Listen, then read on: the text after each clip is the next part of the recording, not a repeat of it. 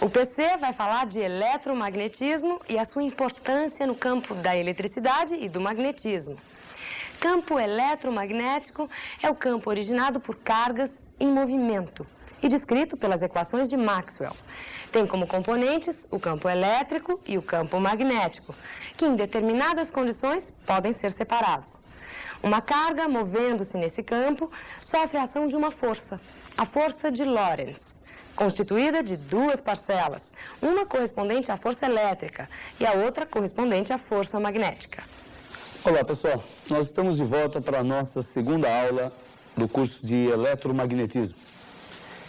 E antes de entrarmos no assunto da aula de hoje, vamos resumir aqui o que nós vimos na primeira aula do curso, na nossa última aula. Nós falamos nas propriedades dos ímãs naturais ou artificiais. Vimos que a capacidade que o ímã tem de atrair limalha de ferro é maior em suas extremidades, que são chamadas polos. Vimos também que, quando suspenso pelo centro de gravidade, o ímã em forma de barra posiciona-se numa direção que coincide com a direção norte-sul da Terra. Esta propriedade, aliás, é utilizada na fabricação de bússolas. Falamos também no princípio da atração e repulsão. Polos magnéticos de mesmo nome se repelem e polos magnéticos de nomes opostos se atraem. Vimos o princípio da inseparabilidade dos polos magnéticos. Isto é, se nós tivermos um ímã em forma de barra e quebrarmos esse ímã, nós obteremos dois novos ímãs. Não conseguiremos separar o polo norte do polo sul. Se nós repetirmos a operação, no final nós teremos 4 novos ímãs e assim por diante, até atingirmos uma escala atômica. E no final da aula passada, nós vimos o que é o campo magnético. O campo magnético é a região do espaço nas proximidades de um ímã ou, como nós vamos ver mais tarde, nas proximidades de uma corrente elétrica. O campo magnético tem a sua intensidade medida em Tesla. O assunto da aula de hoje é a força eletromagnética de Lorentz. Vocês devem estar lembrados que quando nós estávamos estudando o campo elétrico, na parte de eletrostática, nós vimos que quando uma carga elétrica se encontra em um campo elétrico, ela fica sujeita a uma força elétrica. Vocês devem se lembrar que a força elétrica que age naquela carga pode ser calculada pela equação Q vezes E. Q é a carga elétrica da partícula que foi colocada no ponto do espaço onde existe o campo elétrico. E E é a intensidade do campo. A força e o campo elétrico têm mesma direção e mesmo sentido se a carga colocada naquele ponto for positiva. E terá mesma direção, mas sentido oposto ao campo, se a carga colocada naquele ponto for uma carga negativa. Na aula de hoje, nós vamos ver a força de origem magnética que age numa carga elétrica quando esta carga se movimenta no interior de um campo magnético. É claro que se numa dada região do espaço nós tivermos simultaneamente um campo elétrico e um campo magnético, essa carga que se movimenta ficará sujeita a duas forças, a força de origem elétrica e a força de origem magnética. Bom, mas na aula de hoje, a gente vai se preocupar apenas com a força de origem magnética que age na carga que se movimenta no campo magnético. Como vocês devem se lembrar, força é uma grandeza vetorial. Para ficar perfeitamente caracterizada, nós precisamos dizer a direção, o sentido e a intensidade da força. Isto é, em que direção a força atua? Nesta direção, em que sentido? E qual o valor dela, o módulo da força?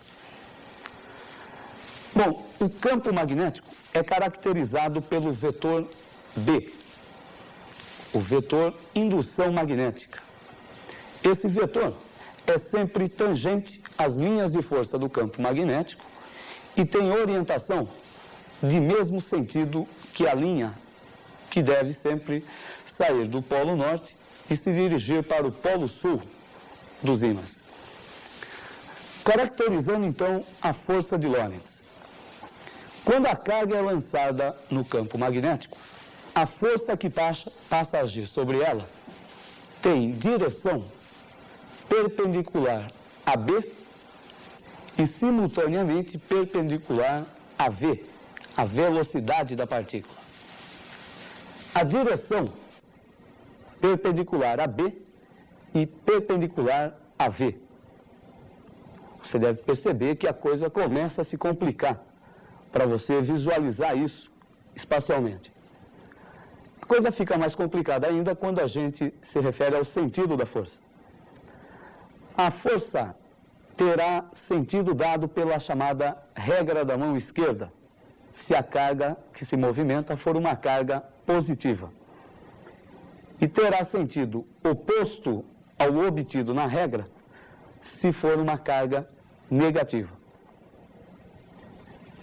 Daqui a pouquinho a gente vai explicar direitinho o que é essa regra da mão esquerda.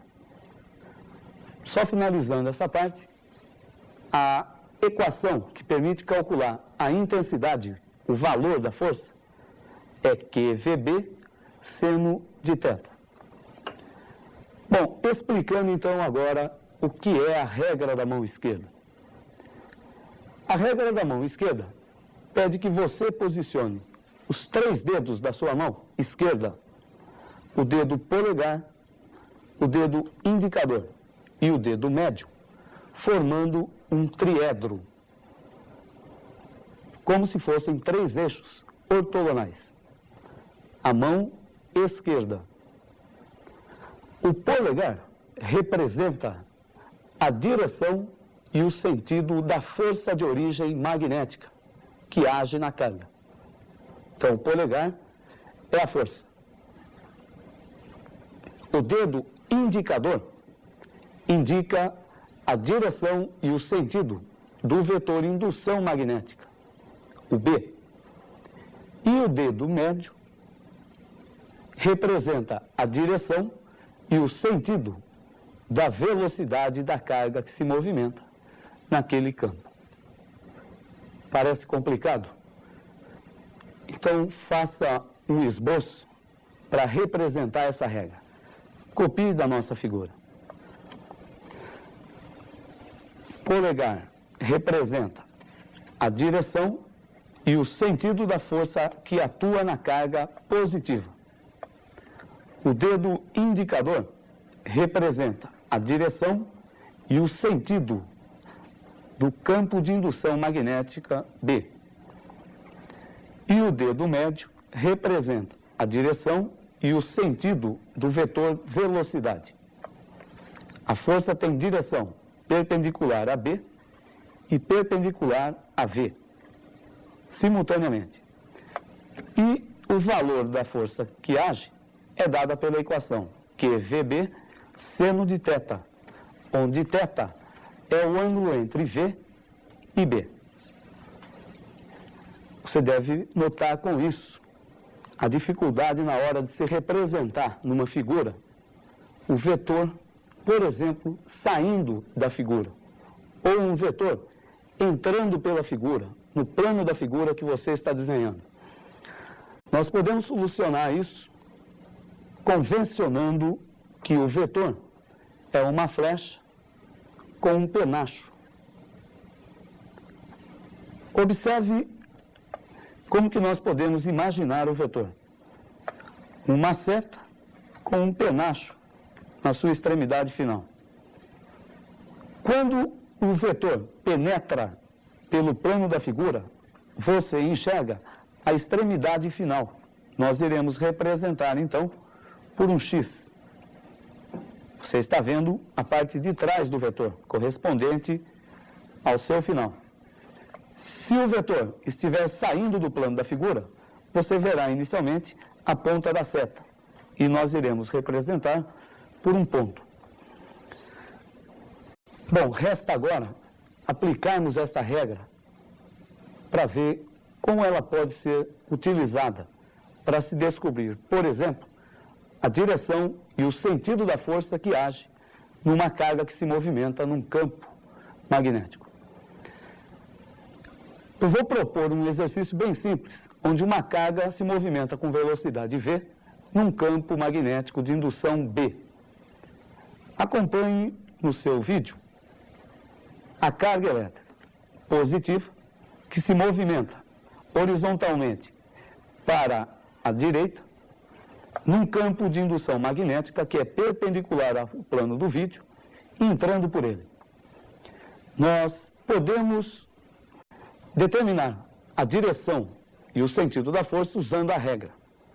Então devemos dispor os dedos da mão de acordo com a direção e o sentido dos vetores. Na nossa figura, nós teríamos V para a direita e o B entrando. Resulta que a força F será vertical e para cima. Um segundo exemplo.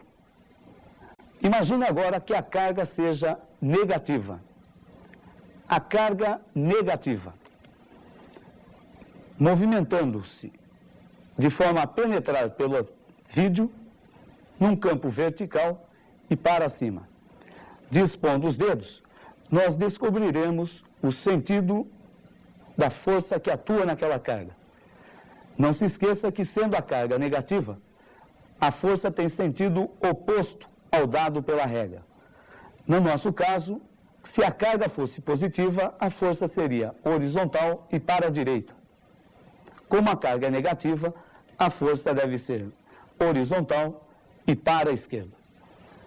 Espero que, com isso, você tenha entendido e saber como usar a regra da mão esquerda. É importante essa regra. Na próxima aula, nós vamos discutir o movimento de carga elétrica para alguns casos particulares. Espero você para que a gente juntos possamos aplicar essa regra no estudo de movimento de carga em campo magnético uniforme. Até lá. O PC continua falando dos assuntos ligados ao movimento de carga elétrica em campo magnético. Hoje ele explica a relação que existe entre a velocidade no campo e na carga elétrica. Ou melhor, o movimento que a carga elétrica descreve em relação à velocidade. O assunto é muito interessante e talvez por isso seja muito lembrado nos vestibulares. Olá pessoal, nós estamos de volta para continuar com o curso da parte de eletromagnetismo. E como nós dissemos na última aula, hoje nós vamos estudar o movimento de carga elétrica num campo magnético uniforme, alguns casos particulares. Na última aula, nós falávamos sobre a força de Lorentz, uma força de origem magnética que age quando uma carga elétrica se movimenta numa região onde existe um campo magnético, nas proximidades de um ímã ou nas proximidades de uma corrente elétrica. A força de Lorentz é a força que atua na carga e tem direção perpendicular a V e perpendicular também ao campo de indução magnética, o vetor B. A direção sempre perpendicular a B e a V. O sentido é dado pela regra da mão esquerda. O dedo polegar representa a força F. O dedo indicador representa o vetor B. E o dedo médio representa o vetor velocidade da carga. A força tem sentido dado pela regra quando a carga é positiva. Se a carga for negativa, o sentido deve ser oposto ao da regra.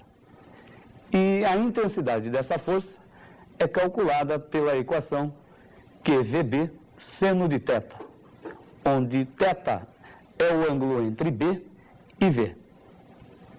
Na aula de hoje, nós vamos utilizar essa regra para estudarmos o movimento de carga elétrica lançada num campo magnético uniforme.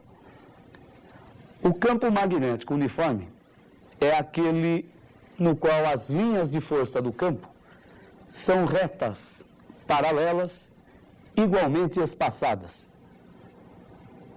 E em qualquer ponto dessa região, o vetor indução magnética, o valor do B, é constante. Isto é, o vetor B tem sempre mesma direção e mesmo sentido, e mesma também intensidade. Você deve estar se perguntando como obter um campo desse tipo. Simples, uma das possibilidades é nós lançarmos a carga entre as pernas de um ímã em forma de U, ou em forma de ferradura. Repare na figura que mostra o campo magnético uniforme. As linhas de indução do campo são retas, paralelas e igualmente espaçadas. Saem do polo norte e se dirigem para o polo sul magnético. E é nessa região que nós iremos lançar uma carga elétrica. Por convenção, ou por simplificação, nós vamos utilizar em todos os casos uma carga elétrica positiva. É claro que se lançarmos uma carga elétrica negativa, tudo que nós dissemos aqui continua valendo. Nós temos 3 casos a estudar. No primeiro caso, nós devemos lançar a carga na direção da linha. Isto é, a carga deve se movimentar na mesma direção e no mesmo sentido da linha, ou então na mesma direção em sentido oposto ao da linha. No segundo caso, nós vamos lançar a carga elétrica perpendicularmente à linha, de forma a que o vetor V forme 90 graus com o vetor B. E no terceiro e último caso, nós vamos lançar a carga obliquamente. Em cada uma dessas situações, a carga irá descrever um movimento diferente, com características diferentes. O primeiro caso, nós lançamos a carga na direção que coincide com a linha de força do campo. Nesse caso, o ângulo θ entre B e V é 0, ou então, se nós lançarmos a carga contra a linha de força, o ângulo θ terá valor de 180 graus. Bem, lá da matemática você deve relembrar. O seno de 0 ou o seno de 180 graus é igual a 0. E se nós jogarmos esse valor na equação que calcula a força de Lorentz, QVB seno de θ, resulta que a força que age na carga é nula. Isto é, não existirá uma força de origem magnética se a carga for lançada na direção da linha de força do campo. Uma figurinha esclarece melhor isso. Nós temos aqui a carga positiva, lançada na direção e no mesmo sentido do vetor B. A carga que está mais embaixo foi lançada na mesma direção da linha, mas apenas em sentido contrário. Nesse caso de cima, o ângulo θ é 0. No caso de baixo, o ângulo θ é 180. Na equação QVB seno de θ, resulta que a força é 0. Se a força é 0, do princípio fundamental da dinâmica, nós sabemos que a velocidade dessa partícula não irá mudar. Há um movimento retilíneo e uniforme. Carga lançada na direção paralela à linha de força do campo descreve um movimento retilíneo e uniforme. Esse primeiro caso é muito importante e muito citado em vestibular. Copie um resuminho desse primeiro caso. Quando a velocidade V é paralela ao campo de indução B, a carga elétrica descreve um movimento retilíneo e uniforme. Estamos prontos para ver agora o segundo caso. No segundo caso, nós vamos lançar a carga perpendicularmente à direção do campo. Isto é, o ângulo entre B e V deve ser de 90 graus.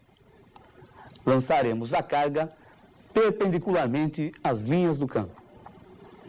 Naquela equação, QVB seno de θ, teremos então QVB seno de 90 graus. E da matemática você sabe que o seno de 90 graus é igual a 1. Logo, a força que vai agir na carga terá intensidade QVB. O importante é nós descobrirmos o tipo de movimento que essa carga irá descrever. Acompanhe na figura que esclarece melhor. Nós temos aqui uma carga positiva, lançada perpendicularmente à direção do B, e com a aplicação da regra da mão esquerda, nós descobriremos que essa força que age na partícula é perpendicular a V e a B, tendo intensidade dado pela equação QVB. Perceba que a força é perpendicular a V.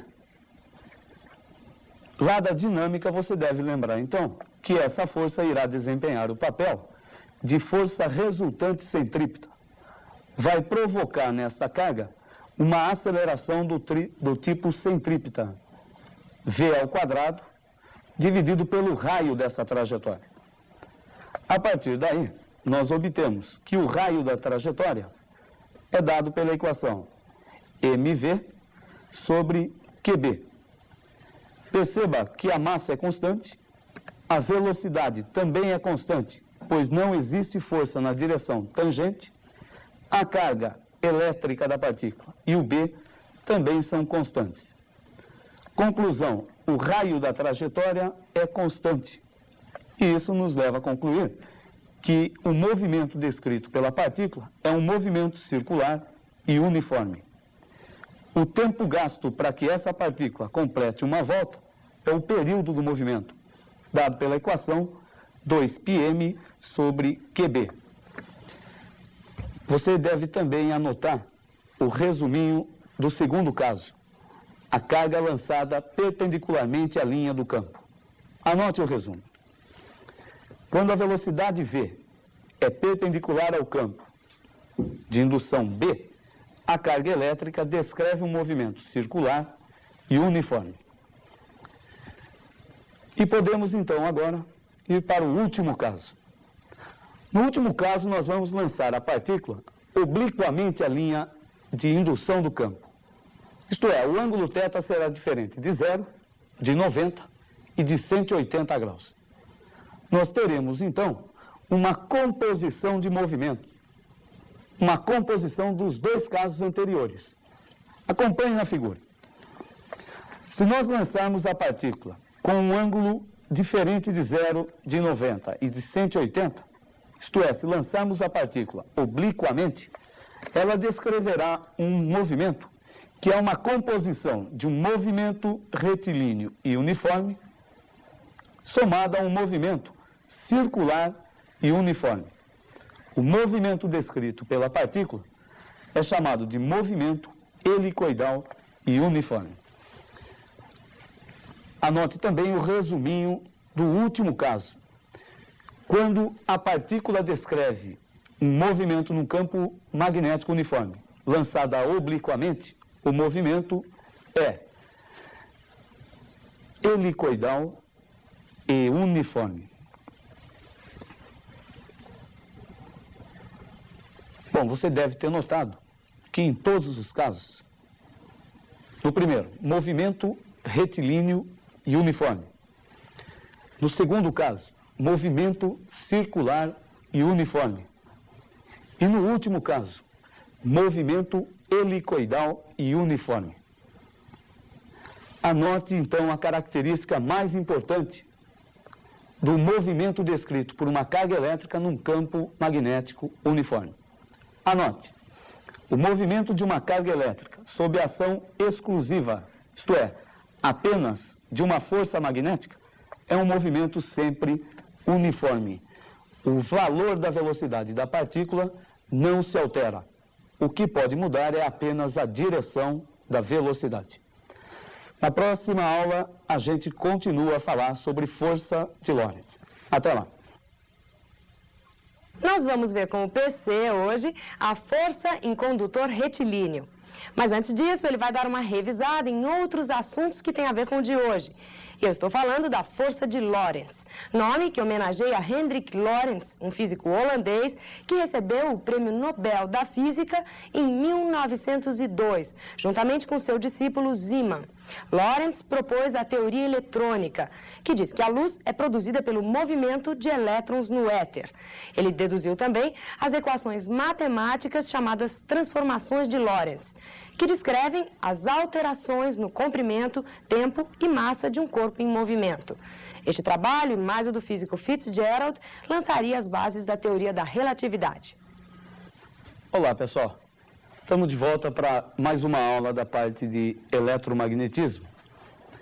E nesta aula nós vamos mostrar uma aplicação muito prática do uso do eletromagnetismo no nosso dia a dia. Antes de iniciarmos a aula de hoje, seria importante nós revisarmos os conceitos principais que nós vimos em aulas passadas.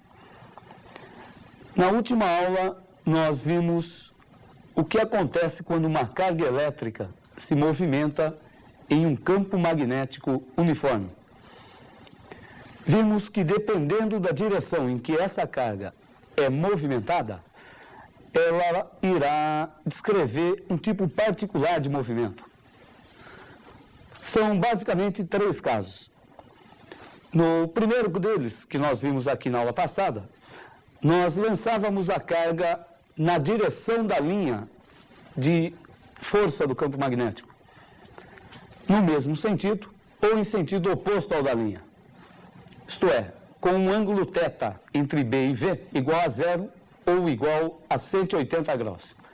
Nesse caso, a força que age sobre a partícula tem intensidade nula, ou dizendo de outra maneira, não irá agir uma força de origem magnética sobre a partícula.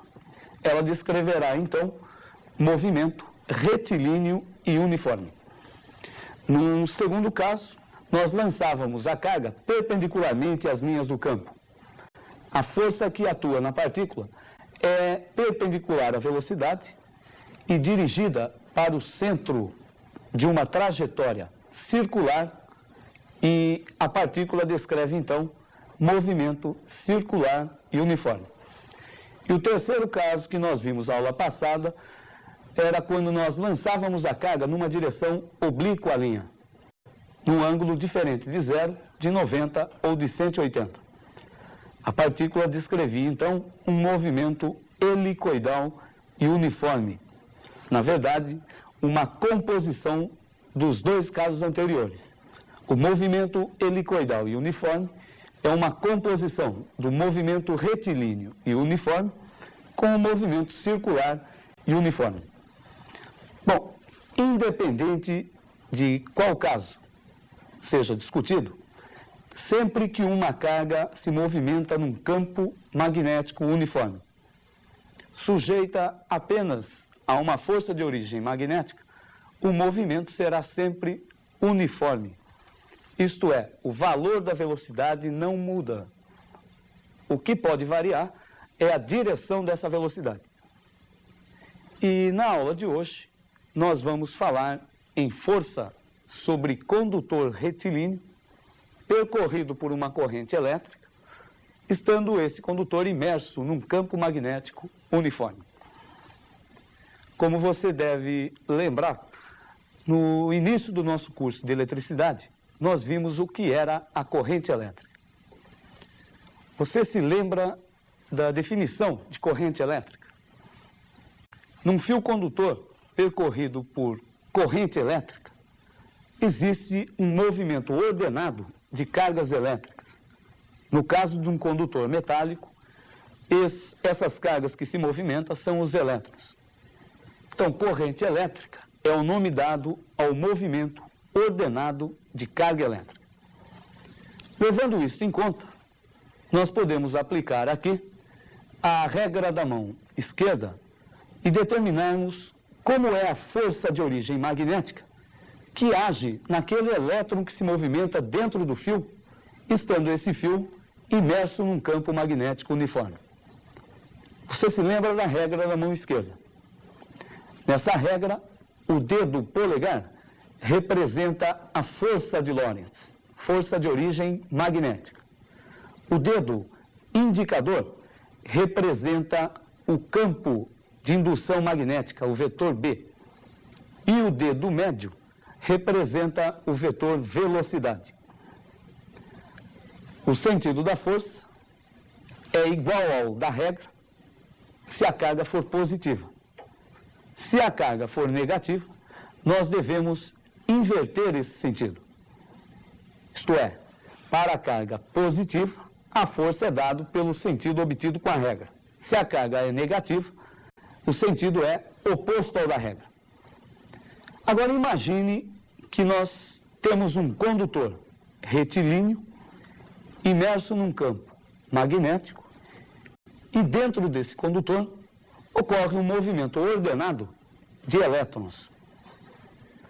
Se nós aplicarmos a regra da mão esquerda a cada um dos elétrons que se movimentam nesse campo magnético, nós iremos obter naquele elétron a direção e o sentido da força de origem magnética que atua sobre ele. A resultante de todas essas forças que atuam em cada elétron separadamente será uma força que atuará no condutor. Isto é, o condutor ficará sujeito a uma força magnética. Para ficar mais claro isso, olha a figura que nós preparamos. Imagine o condutor de comprimento L disposto em um campo magnético uniforme B,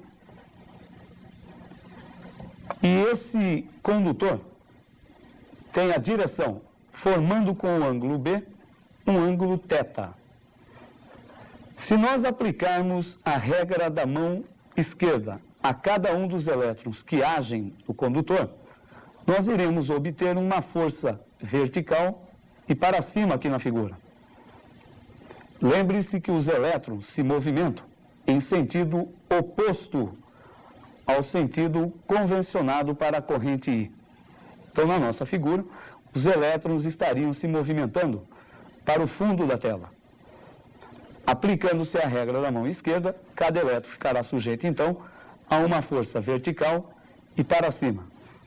A resultante de todas essas forças que atuam no condutor é a força F, dada pela equação B vezes I vezes L vezes o seno do ângulo θ. B é a intensidade do campo de indução magnética, I é a intensidade da corrente que passa pelo condutor, L é o comprimento do condutor e θ é o ângulo entre B e I. Você deve estar se perguntando para que serve isso. Bom, na nossa vida diária, você encontra uma aplicação desta força que age sobre um condutor percorrido por corrente elétrica, estando num campo magnético, a cada minuto. Um motor elétrico nada mais é do que uma aplicação prática desta força que age no condutor. Eu trouxe aqui um pequeno motor, bem simples, constituído por uma pilha que vai fornecer a energia elétrica a esse motor elétrico. Temos um pequeno ímã de alto-falante e o rotor do motor. Um fio de cobre envernizado, enrolado na forma de uma espira retangular e que vai se apoiar em dois fios de cobre rígido. Quando uma corrente elétrica passa por esse condutor, estando ele num campo magnético uniforme, no nosso caso o campo não seria uniforme, ele fica sujeito a uma força e essa força vai provocar na espira uma rotação. É o que é utilizado no motor elétrico, a energia mecânica de rotação. Você pode tentar fazer isso em sua casa, utilizando pilha, fio de cobre rígido, um ímã de alto-falante. Tente fazer e você vai entender melhor a aplicação da força de Lorentz agindo sobre um condutor. Mas em vestibular, o que interessa é como aplicar isso nos exercícios que aparecem com frequência. Eu preparei um pequeno exercício onde um condutor está imerso num campo de origem magnética e encontra-se em equilíbrio, sujeito apenas às forças de origem magnética e de origem gravitacional. Acompanhe.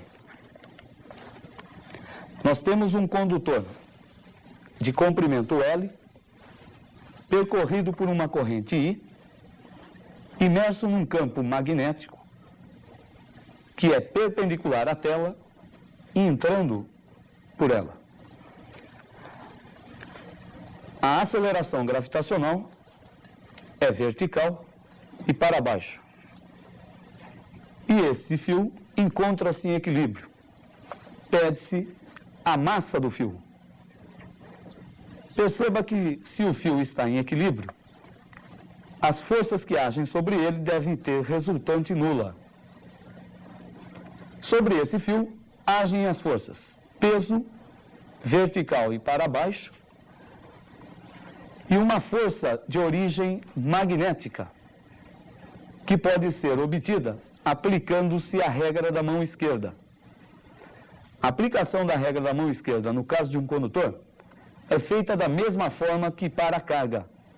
Apenas deve-se substituir o dedo médio que representava a velocidade, agora representará a corrente. Usando então essa regra, a força de origem magnética será vertical e para cima. Ambos devem ter a mesma intensidade. Então B vezes I vezes Li vezes o seno de 90 é igual ao peso do corpo, mg.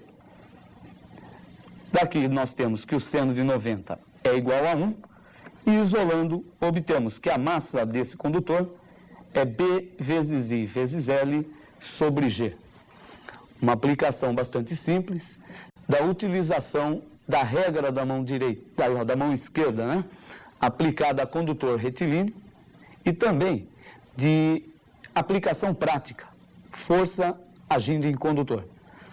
Na próxima aula, a gente volta para continuarmos esse assunto. Até lá. A unificação dos estudos da eletricidade e do magnetismo com a criação do eletromagnetismo ocorreu em 1820, quando Ørsted descobriu que a corrente elétrica, ao passar por um condutor, também provocava efeitos magnéticos. E isso ocorre porque a corrente gera um campo magnético com linhas de forças circulares ao seu redor. Desse modo, uma pequena espira de fio, percorrida por uma corrente elétrica, se transforma num eletroímã e se comporta como um ímã permanente. E campo magnético, por ímã ou corrente, é tema de hoje do PC. Olá, pessoal. Estamos de volta para dar continuidade ao nosso curso de eletromagnetismo. E na aula de hoje, com fontes de campo de indução magnética. Nós vimos em aula passada que um campo magnético é a região que envolve um ímã. Nós vamos ver hoje uma outra maneira de se criar um campo magnético. Nós vimos aulas passadas que, para visualizar o campo magnético num ímã em forma de barra, nós poderíamos utilizar um ímã em forma de barra, ou um ímã de formato qualquer, uma palhinha de aço e uma folha de papel. Colocando-se a folha de papel sobre o ímã. e esfregando-se a palhinha de aço sobre esse papel, nós podemos visualizar as linhas de indução do campo magnético. E vimos também que essas linhas, elas partem do polo norte do ímã e se dirigem para o polo sul desse ímã. Uma outra maneira de se criar um campo magnético é utilizando-se uma corrente elétrica. Sempre que nós tivermos uma carga elétrica em movimento, esta carga elétrica cria ao seu redor um campo de origem magnética. E no começo do nosso curso nós vimos carga elétrica em movimento ordenado é a corrente elétrica. Desta forma, a região que envolve um fio condutor, por onde passa uma corrente elétrica, é uma região de campo magnético. Você pode anotar esse primeiro resuminho importante. Uma corrente elétrica cria ao redor do condutor um campo magnético.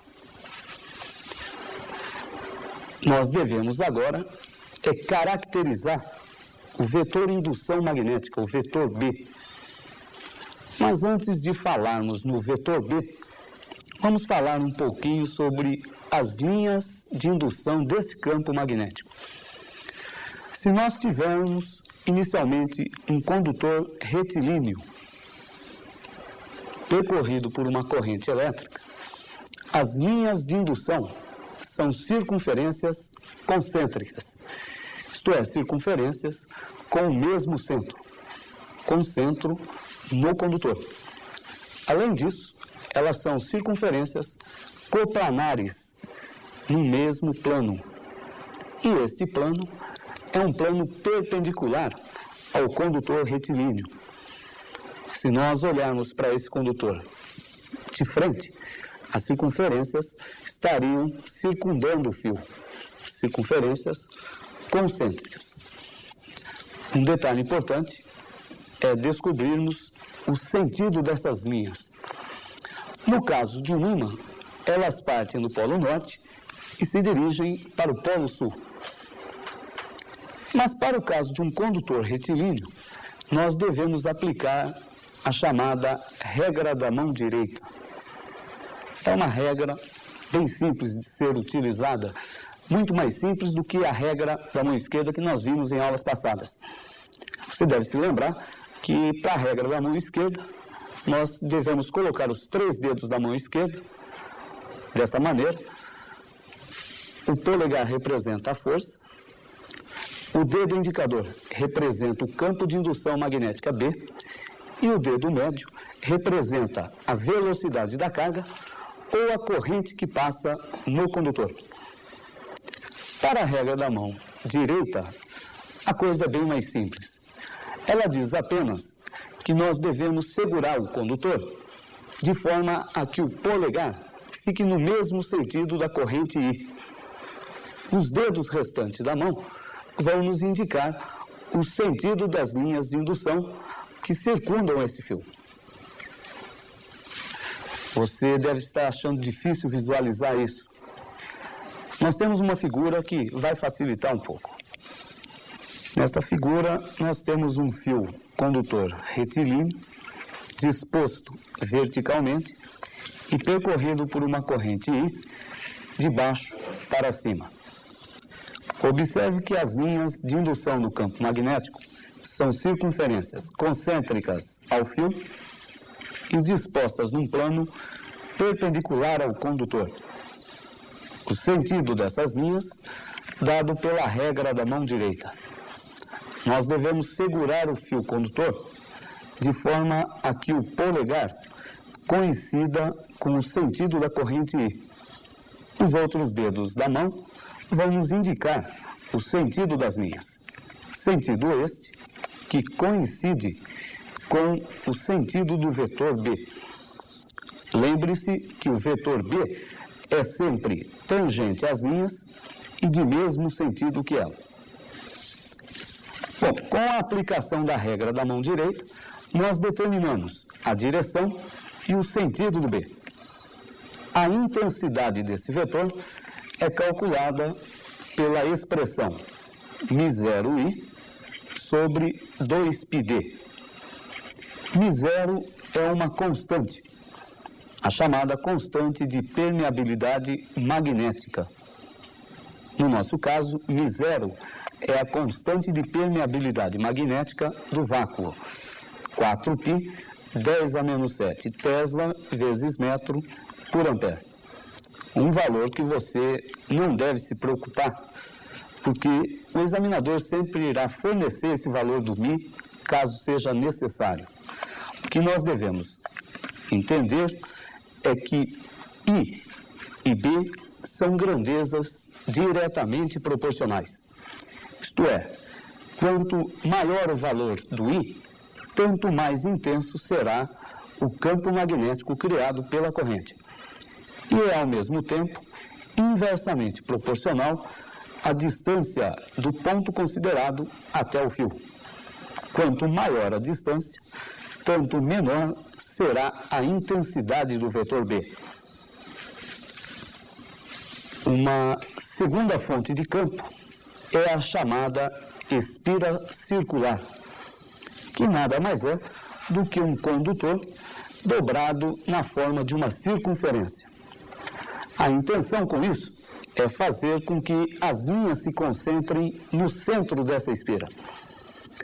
Para determinarmos o sentido do B criado no centro da espira, nós vamos novamente utilizar a regra da mão direita. Nós devemos segurar o fio condutor com o polegar no mesmo sentido da corrente I. E no centro da espira, o campo B será perpendicular ao plano da espira e com sentido dado pela regra da mão direita. Observe na próxima figura. Nós temos aí uma espira condutora de raio R, percorrida por corrente, que aqui na nossa figura tem sentido anti-horário. Nós devemos segurar o fio condutor de forma que o polegar coincida com o sentido da corrente I. As linhas passarão por dentro da espira no sentido indicado na figura. E o campo, em seu centro, será perpendicular ao plano determinado pela espira e com intensidade dado pela equação μ0i sobre 2r, onde R é o raio da espira. O μ0 é o mesmo que nós vimos agora há pouco, a constante de permeabilidade magnética. Observe que aqui também a corrente I e o campo B são diretamente proporcionais. Quanto maior a corrente, tanto mais intenso será o campo no centro da espira. E é inversamente proporcional ao raio dessa espira. Quanto maior o raio, menor o campo B. Com essas duas fontes de campo, a gente inicia um estudo importante do eletromagnetismo. Na próxima aula, nós devemos continuar a falar sobre fontes de campo magnético. Iremos falar na bobina chata e no solenoide. Espero vocês e até lá. Foi Ampère quem uniu a eletricidade e o magnetismo numa só ciência, concluindo que todos os fenômenos da eletrodinâmica e do eletromagnetismo derivam de um só princípio, que é a ação mútua de duas correntes elétricas. Ele demonstrou que duas correntes paralelas e de mesmo sentido se atraem, ao passo que as de sentido contrário se repelem. Segundo Ampère, uma corrente elétrica se assemelha a um ímã, podendo até substituí-lo. O físico demonstrou que uma solenoide, que é um tipo de bobina, quando percorrida por uma corrente, se comportava como um ímã. E isso há quase 2 séculos. Fontes de campo magnético é o assunto do PC. Olá, pessoal. Estamos juntos mais uma vez para continuar o nosso estudo da parte de eletromagnetismo. Na última aula, o assunto foi fontes de campo magnético. E nós vimos que uma corrente elétrica provoca ao seu redor um campo de origem magnética. E falamos no campo criado por um fio condutor retilíneo, um fio reto, e falamos também no campo criado por uma espira circular de raio R. Nesta aula, nós falaremos numa terceira fonte de campo, o campo magnético criado no interior de um solenoide. Antes, eu gostaria que você relembrasse os pontos mais importantes da aula passada e aproveitasse e copiasse o resumo, caso você não tenha copiado na última aula. Você deve estar lembrado que nós dissemos que uma corrente elétrica ou uma carga elétrica em movimento cria nas suas proximidades um campo de origem magnética. Esse foi o primeiro resuminho da aula passada. Se você não copiou naquela ocasião, copie agora o resuminho. Uma corrente elétrica cria ao redor do condutor um campo magnético. Falamos também nas características do vetor indução magnética nas proximidades de um fio condutor retilíneo. Falamos também nas linhas de indução desse campo. As linhas são circunferências coplanares, concêntricas, num plano perpendicular ao condutor. O sentido dessas linhas dado pela regra da mão direita. Nós devemos segurar o condutor de forma que o polegar fique no mesmo sentido que a corrente I. Copie o resumo. A figura mostra o fio condutor com as respectivas linhas da indução magnética e a expressão para calcular a intensidade do vetor B, μ0I, sobre 2πd. Nós chamamos a atenção na aula passada para o fato de que B e I são grandezas diretamente proporcionais. Quanto maior o valor do I, tanto maior será o valor do B. E é, ao mesmo tempo, inversamente proporcional à distância do ponto até o fio. A distância do ponto P ao fio, nós estamos chamando de D. Quanto maior a distância, quanto menor será a intensidade do vetor B. E falamos também na espira circular de raio R. Um condutor dobrado na forma de uma circunferência de raio R. Nós dissemos que vai haver uma concentração daquelas linhas de indução no centro da espira. Então, o campo magnético no centro dessa espira será perpendicular ao plano determinado pela espira e sentido dado pela regra da mão direita. Novamente, nós devemos segurar o condutor com o polegar coincidindo com o sentido da corrente I.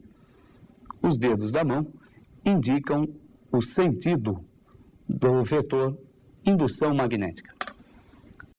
A expressão você vai relembrar olhando para a figura.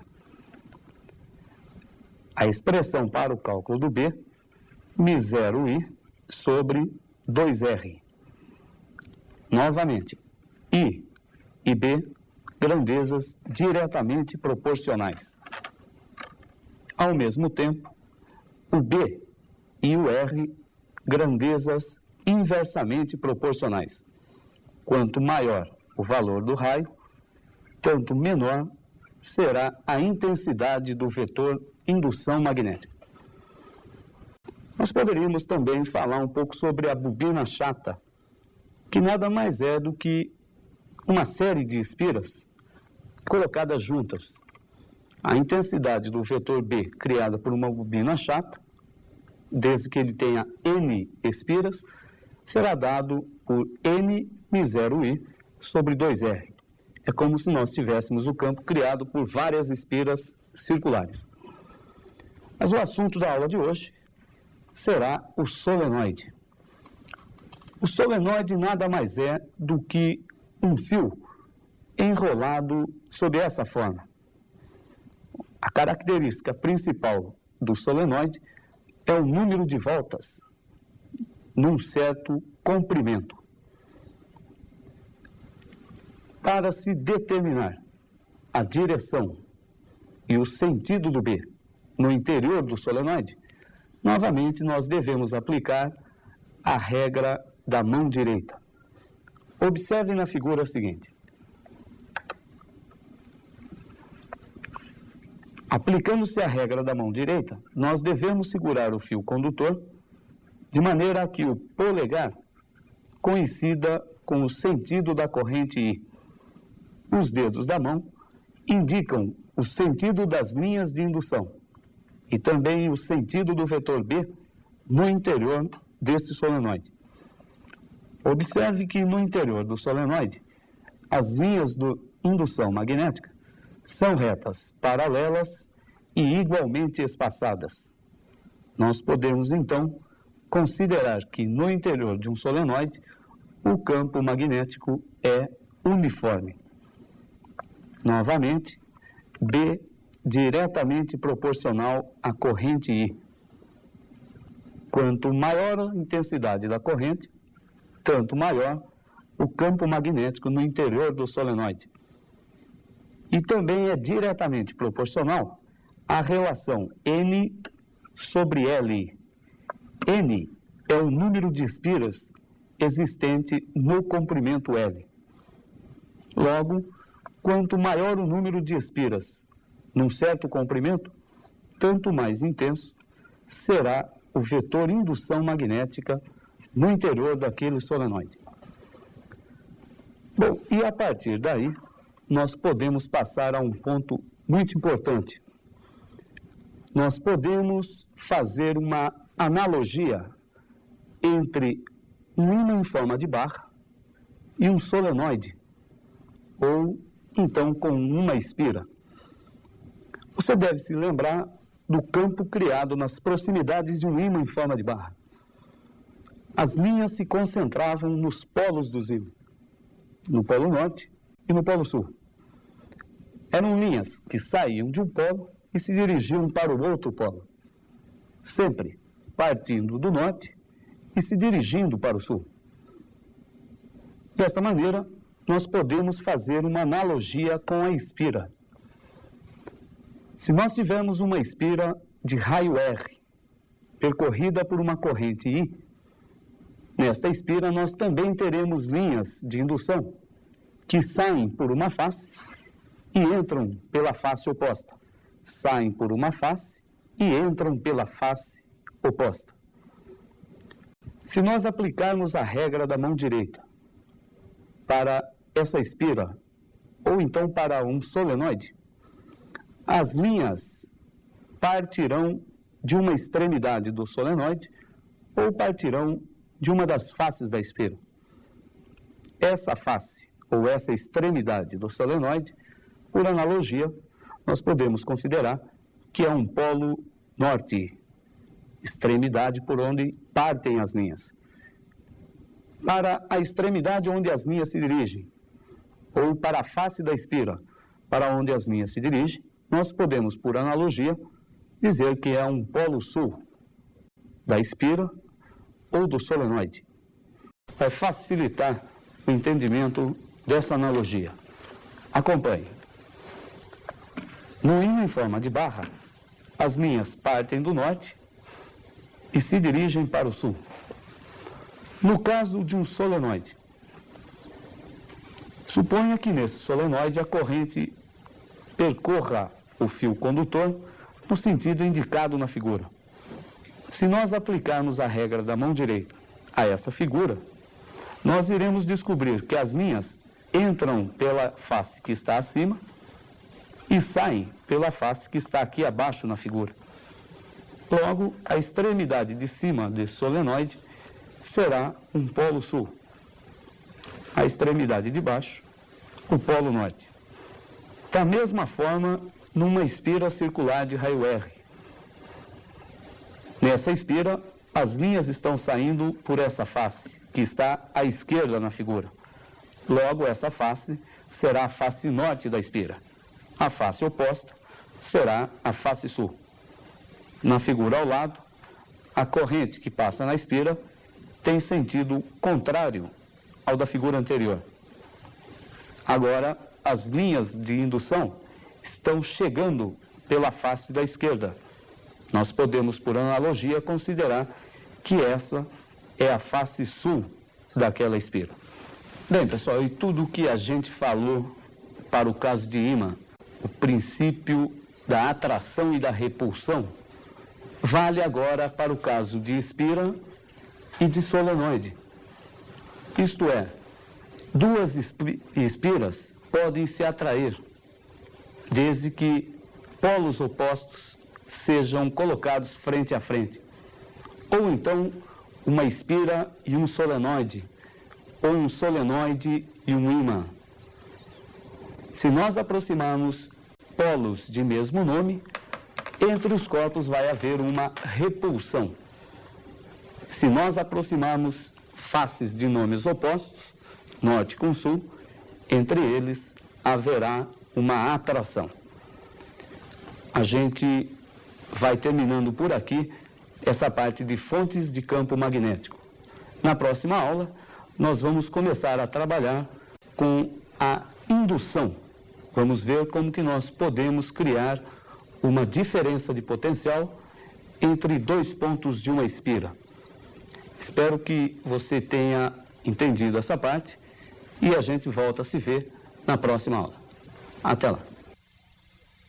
O princípio da indução eletromagnética é aplicado em diversos equipamentos, como motores e geradores elétricos, transformadores, microfones e muitos outros. A proposição referente às correntes induzidas em circuitos fechados foi descoberta por Heinrich Friedrich Lenz em 1834. Ele estabeleceu que a corrente induzida num circuito será sempre contrária ao fenômeno que a produziu. Este é o princípio básico da lei que levou seu nome, a lei de Lenz, que é um dos temas desta aula com o PC. Olá, pessoal. Estamos de volta para continuar o nosso curso de eletromagnetismo. E na aula de hoje, nós vamos começar a falar sobre indução magnética. O primeiro conceito de fluxo de indução. Bom, você deve se lembrar o que é o campo magnético e como ele pode ser visualizado. O campo magnético, constituído por linhas que partem do norte e se dirigem para o sul, no caso de um ímã em forma de barra. Se nós tivermos uma espira ou um solenoide, nós vimos na última aula que nós também podemos fazer uma analogia entre as faces da espira ou as extremidades desse solenoide com um ímã em forma de barra. Pois bem, o fluxo de indução é uma grandeza física que dá uma ideia para a gente da quantidade de linhas do campo que passam por dentro de uma espira. Isto é, quanto maior o número de linhas passando através daquela espira, tanto maior será o fluxo de indução nesta espira. Esse campo pode ser criado, por exemplo, por ímãs. Bom, nós temos então o primeiro conceito, o conceito de fluxo de indução. A quantidade de linhas que atravessam aquela área da espira. Como calcular isso matematicamente? Que expressão nós devemos usar para calcular o fluxo de indução em uma espira? Acompanhe então na nossa primeira tela. O fluxo de indução magnética nessa espira de área S é dado pela expressão ds cosseno φ. B é o vetor indução magnética através da espira. Nós estamos considerando aqui um campo magnético uniforme. S é a área da espira. E θ é o ângulo formado pelo vetor normal à face da espira e o campo magnético B é o ângulo θ. A indução magnética, como nós já vimos em aulas anteriores, será medida em Tesla. S, a área da espira, no sistema internacional, medida em metro quadrado. E o fluxo de indução magnética será medido em Weber. O símbolo WB e a tensão W maiúsculo. O Weber é a mesma coisa que o Tesla por metro quadrado. E você deve estar se perguntando para que serve isso. Você conhecer o fluxo de indução através de uma espira é muito importante, porque existe uma lei na física que estabelece o seguinte: se o fluxo de indução magnética através de uma espira variar, nesta espira irá surgir uma corrente elétrica. Você gostaria de anotar esse resumo? Anote então. Se o fluxo de indução magnética em uma espira variar, surge uma corrente elétrica nessa espira, que será chamada de corrente induzida. Se o fluxo varia, surge na espira uma corrente induzida. Esse princípio de funcionamento de vários tipos de geradores. Mas uma outra dúvida que surge: como nós podemos modificar o fluxo de indução através de uma espira? O fluxo é dado pela equação BS cosseno θ. Nós podemos mudar o fluxo de três maneiras. Olhando para a equação do BS cosseno θ, nós podemos modificar o fluxo, primeiro, variando o B, ou então variando o S, ou então variando aquele ângulo θ. De outra forma, nós podemos modificar o fluxo através de uma espira, mudando o campo magnético, modificando a área da espira ou modificando a sua posição. Fica mais fácil você visualizar isso através de uma figura. Acompanhe no nosso próxima figura como nós podemos modificar o fluxo de indução através de uma espira. Nesse primeiro quadro, nós temos uma espira retangular disposta entre os polos norte e sul de um ímã. Se esta espira girar, a quantidade de linhas que passarão através dela irá se modificar. Isto é, nós estaremos modificando o fluxo de indução através dela. Esse é o princípio de funcionamento de um dínamo. Você deve se lembrar que nós, na eletrodinâmica, vimos que o dínamo é um tipo de gerador que converte energia mecânica em energia elétrica. No nosso caso, a energia mecânica da rotação da espira está sendo convertida em energia elétrica, na forma da corrente elétrica induzida nessa espira.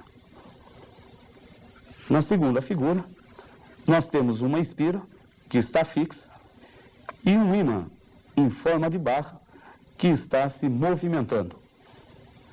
Observe que quando esse ímã se movimenta, a quantidade de linhas que passa através da área da espira sofre uma variação.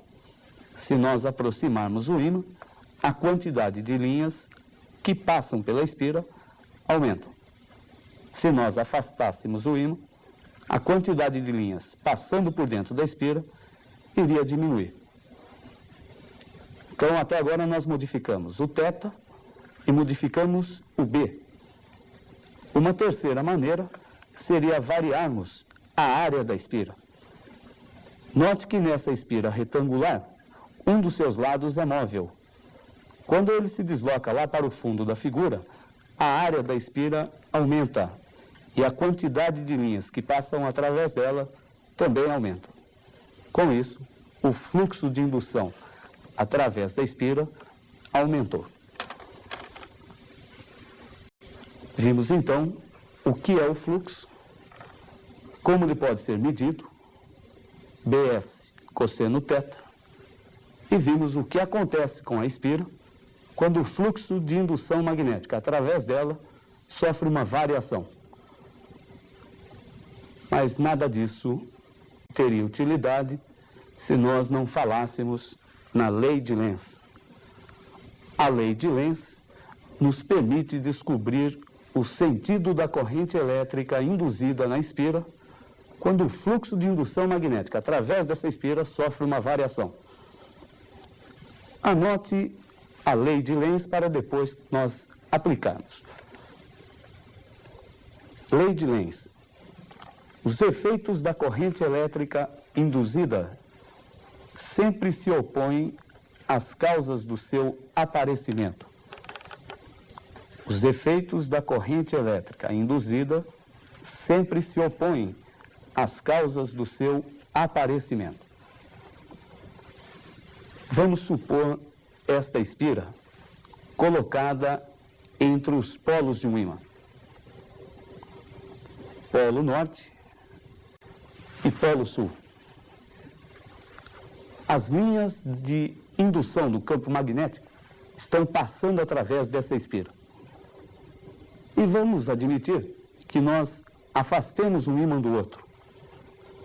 Com isso, o B estará modificando-se, estará ficando menos intenso. Logo, o fluxo através dessa espira, nesse sentido, estará diminuindo. A corrente elétrica que vai surgir nessa espira vai tentar se opor ao caso agora da diminuição do fluxo B. Logo, a corrente irá induzir um fluxo para tentar reverter essa situação. O fluxo induzido nessa espira, ou o campo induzido nessa espira, vai ter sentido dado pela lei de Lenz. Com isso, nós podemos aplicar a regra da mão direita e descobrir como é a corrente que surgirá nessa espira. Se o fluxo nesse sentido diminui, a corrente induzida vai tentar reverter a situação. Essa é a lei de Lenz. O sentido da corrente elétrica induzida sempre se opõe àquilo que provocou o seu aparecimento. Isto é, se o fluxo diminui, a corrente vai tentar fazer com que o fluxo torne a aumentar. Se o fluxo aumentou, a corrente vai surgir de maneira a diminuir aquele fluxo. Na nossa próxima aula, nós vamos complementar esse estudo falando um pouco sobre a lei de Faraday-Newman, que nos permite calcular a diferença de potencial ou a força eletromotriz induzida nessa espira. A gente fica por aqui. Na próxima aula, nós retomamos o assunto. Até lá. A lei de Faraday-Newman é o assunto da aula de hoje. Esta lei estabelece a relação entre uma variação no fluxo de indução através de uma espira e a correspondente força eletromotriz induzida nesta espira. Olá, pessoal. Nós estamos de volta para continuar o nosso curso de eletromagnetismo e terminarmos hoje o assunto indução magnética. Na nossa última aula, nós vimos alguns conceitos e leis básicas para se entender a indução magnética.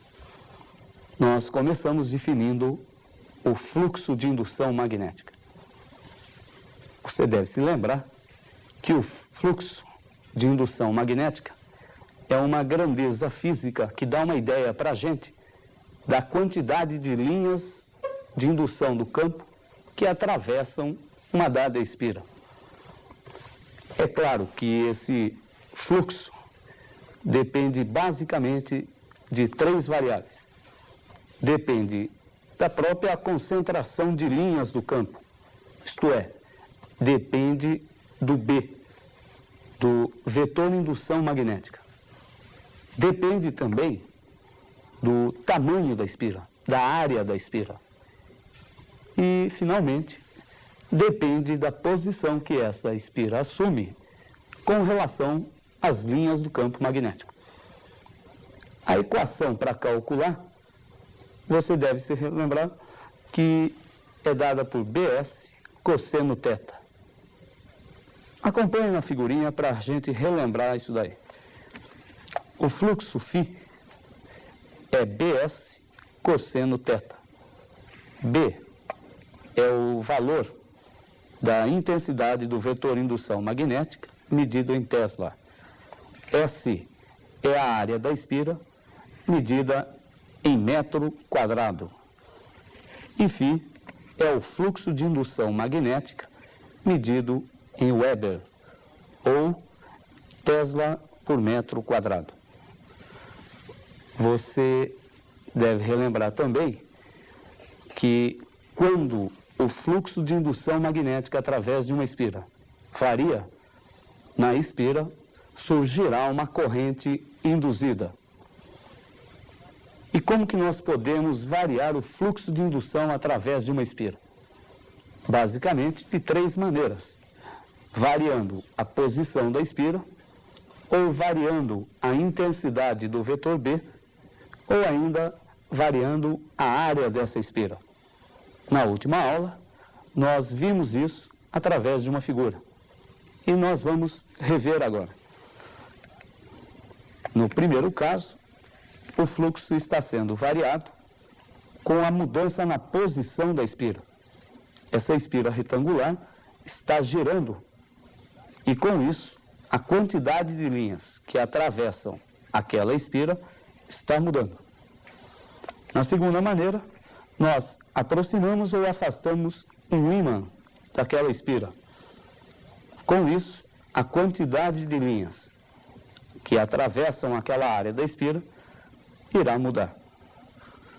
E no último caso, nós estamos mudando a área da espira. Essa espira retangular possui um lado móvel. Quando esse lado se movimenta lá para o fundo da figura, a área da espira aumenta. E com isso, a quantidade de linhas do campo magnético que atravessam aquela área também aumentará. Falamos também na última aula na lei de Lenz, que a corrente induzida que surge na espira terá sentido que irá tentar se opor ao que provocou o seu aparecimento. E hoje nós vamos falar na lei de Faraday-Newman. A lei de Faraday-Newman estabelece que, se o fluxo varia, surge na espira uma força eletromotriz induzida e, com isso, a corrente induzida. Copie o resuminho sobre a lei de Faraday-Newman. A força eletromotriz induzida em módulo é dado por ΔΦ em módulo sobre ΔT. Módulo do ΔΦ é a variação do fluxo inicial. ΔT é o intervalo de tempo correspondente à variação daquele fluxo. Então, T2 menos T1. A força eletromotriz induzida média será medida em volts, sistema internacional. A variação do fluxo será medido em Weber e o intervalo de tempo será medido em segundo. Observe que o volt é a mesma coisa ou corresponde ao Weber por segundo. 1 volt é igual a 1 Weber por segundo. Então, sempre que houver uma variação no fluxo, vai haver o aparecimento de uma força eletromotriz induzida média. E você deve observar pela equação que quanto mais rapidamente o fluxo varia, tanto maior será a força eletromotriz induzida média. É o que acontece no caso do dínamo de bicicleta. Se você tiver um dínamo, você já pode observar isso. Quando você encosta aquela cabecinha do dínamo no pneu da bicicleta e põe a bicicleta em movimento, aquela cabecinha gira no interior de um campo magnético. Quanto maior a velocidade da bicicleta, tanto mais rapidamente a espira irá girar no interior do ímã, e tanto maior será a força eletromotriz induzida média. A lâmpada do farol irá brilhar mais intensamente. Bom, você pode estar se perguntando como que nós podemos aplicar isso. Na prática, a construção do dínamo é um exemplo. Agora, em vestibular, isto costuma aparecer, geralmente sobre a forma de um problema onde um dos lados da espira se movimenta, ocorrendo, então, uma variação na área da espira. Repare no seguinte problema. Suponha que eu tenho uma espira retangular com terminais AB. Terminais AB. Na região onde se encontra a espira, existe um campo magnético uniforme, perpendicular ao plano da espira e na nossa figura, apontando diretamente para nós. O B está saindo do plano da figura. Esse lado direito da espira movimenta-se com uma velocidade V. E esse lado móvel tem um comprimento L. São dados o valor do B, o valor da velocidade desse lado móvel e o comprimento daquele lado que se movimenta. Pede-se a força eletromotriz induzida média entre os terminais A e B da espira. Observe que quando este lado da espira movimenta-se para a direita na nossa figura, a área da espira estará aumentando. Com o aumento da área, o fluxo de indução através dessa espira também irá aumentar. Lembre-se que o fluxo é dado pela equação BS cosseno θ. De acordo com a lei de Lenz, a corrente induzida nessa espira irá tentar se opor a este aumento no fluxo. Logo, a corrente induzida irá induzir o aparecimento de um fluxo que estará entrando pelo plano da figura, se opondo ao aumento do fluxo. Se a corrente que cria esse campo induzido faz com que ele entre pela figura, a corrente deve percorrer a espira no sentido horário, coisa que nós podemos ver nessa figura. O cálculo da força eletromotriz induzida média é dado por ΔΦ sobre ΔT. Temos então que o fluxo final é BS2 cosseno θ, menos o fluxo inicial BS1 cosseno de θ. O cosseno, no nosso caso, é o cosseno de 90 graus, ou desculpa, de 0 graus, né? Cosseno de 0 é 1. Então teremos B vezes 1, ΔS, S2 menos S1 vai ser ΔX vezes L. É a variação na área da espira. ΔX vezes L. Mas ΔX sobre ΔT, distância percorrida num certo tempo, é igual à velocidade. E temos então que a força eletromotriz induzida à média será dada pela expressão BVL. B, o campo de indução magnética, V, a velocidade daquele lado móvel e L, o seu comprimento.